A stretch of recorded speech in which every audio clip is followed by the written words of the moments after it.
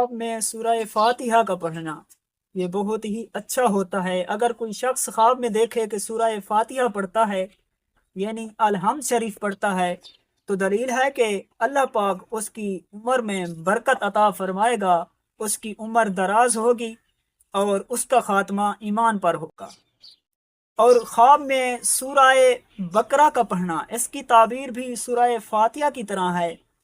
اگر کوئی شخص خواب میں دیکھے کہ سورہ بقرہ کی تلاوت کرتا ہے تو دلیل ہے کہ اللہ پاک